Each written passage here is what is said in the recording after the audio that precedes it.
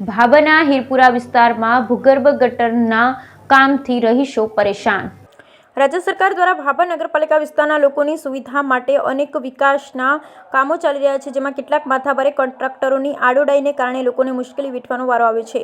આવા માથાભારે કોન્ટ્રાક્ટરો પોતાની મનમાની ચલાવી વિકાસના કામોમાં હલકી ગુણવત્તાનો માલ સામાન વાપરી નગરપાલિકા સહિત પ્રમુખ બોડીને બદનામ કરી રહ્યા છે। ભાભર વિસ્તારમાં અંડરગ્રાઉન્ડ ગટર લાઇન નાખવા કેટલાક ડામર રોડ ખોદવા માટે મંજૂરીની પ્રોસેસ કરેલ હોવાનું સૂત્રો દ્વારા જાણવા મળેલ, પરંતુ આ માથાભારે કોન્ટ્રાક્ટર અને અધિકારીઓની મિલીભગતને કારણે મંજૂરી મળેલ હોય કે ના હોય, પરંતુ લાખો કરોડો રૂપિયાના ખર્ચે બનાવેલ પ્રધાનમંત્રી સડક યોજનાના ડામર રોડ ખોદી નાખતા લોકોમાં રોષ જોવા મળી રહ્યો છે। અગાઉ મંજૂરી વગર ભાભરથી કપરુપુર રોડ તેમજ હાલમાં ભાભરથી હીરપુરા જતા રોડ પર મોટા ગજાના રાજકીય વગ ધરાવતા ભાભરના બિલ્ડરની કર્મભૂમિ રેસિડેન્સી સોસાયટી આવેલ, જેમાં કોઈ મકાનો બનેલ ન હોવા છતાં ઉજ્જડ જગ્યાએ જાડી ઝાંખડા ઊભા કર્યા છે।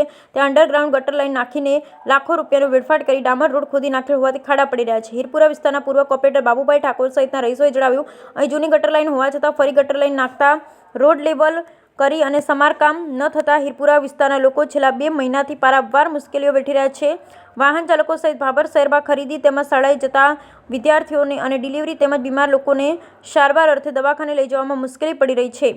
જ્યારે ચૂંટણી હોય ત્યારે આગેવાનો વોટ લેવા દોડી આવશે, પણ આજ દિન સુધી અમારા વિસ્તારમાં વિકાસના કામો થયેલ નથી।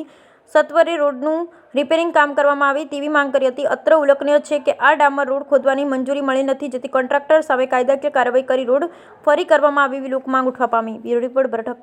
ઓકે, મારું નામ ઠાકોર રંજનબેન મનુભાઈ છે। હું ધોરણ 11માં મોડલ સ્કૂલ ભાભરમાં ભણું છું।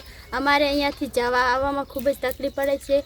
અમારે સવાર સાંજે અહીંયાથી જ નીકળવાનું હોય છે, પણ રોડ તૂટેલ હોવાથી અમારે આવવા જવામાં તકલીફ પડે છે। કેટલા સમયથી રોડ તૂટેલ છે? 2 મહિનાથી રોડ તૂટેલ પડ્યો છે, પણ કોઈ આની જાણ પર અમે કરવાનું વિચારતા પણ નથી। અમારે ખૂબ જ તકલીફ પડે છે।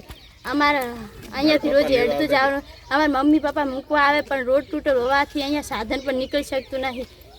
એટલે હવે આગળ અમે એમ કહેવા માંગીએ છીએ કે અમારો રોડ સમય કર્મભૂમિ માટે આ ગટર લાઈન ફરીથી નાખવામાં આવી છે। જૂની ગટર લાઈન અંદર હતી હોવા છતાં પણ રોડ ખૂંદવામાં આવે છે। રોડ ખૂંદેલ પડ્યો છે, તમે જોઈ શકો છો કે તેમ છતાં પણ અમે આવામાંથી નીકળીએ છીએ। અમને ખૂબ જ તકલીફ પડે છે। મારું નામ ઠાકોર પાલબેન રમેશભાઈ છે। હું મોડલ સ્કૂલમાં ભણું છું। અત્યારે અમારા ગામમાં 2 મહિનાથી રોડ તૂટેલ પડ્યો છે। અમારે ભણવા જવું તો બહુ દિક્કત પડે છે। આજે અમારા સ્કૂલમાંથી કોઈ અહીંયા અમને લેવા ગાડીઓ પણ નથી આવતી, અને આ રોડ માથે વળી જેમ મોડા વહેલું જવું હોય તો અમારે શું ચમ કરીને જવું હેડ તો કે ડિલિવરીને તેડીને ના જવું। છોકરા તારી ઝાડા ઉલટીયું ઘડીક વારમાં રાતના કેટલા પેટમાં દુખે છે, પટના લઈને જવું, અમારે રોડ તોડીને લાસી આલ્યો। આ તો 2 મહિનાથી તોડીને લાસી આલ્યો છે। નથી 2 મહિનાથી પાણી છોડતા કે ને કાંઈ ને હાળિયા તરફડીને મરે રહ્યા, ઘરની હાદું તરફડીને મરે રહી, તો પટનું પાણી અમે ક્યાંથી લાવીને પીવા નકામી? હવે બધા હીરપુરું આખું ઉખડીને ત્યાં જતા રહ્યા। હંસાબેન એમ કહે છે કે અડવાનું અમારે ચાઈ છે ને સાહેબ, રોડ ખોદીને લાસોઠો થયા, દવાખાને આમ ડિલિવરી હોય તો આ ખાડામાં ખોદામાં અડા ચાખું બાયડીને લઈને। આ રોડ તો મહિનો થઈ ગયો, 2 મહિનાથી હું થઈ ગયું છે। હા, કરી છે ને કે? હા, મારું નામ દરિયાબેન।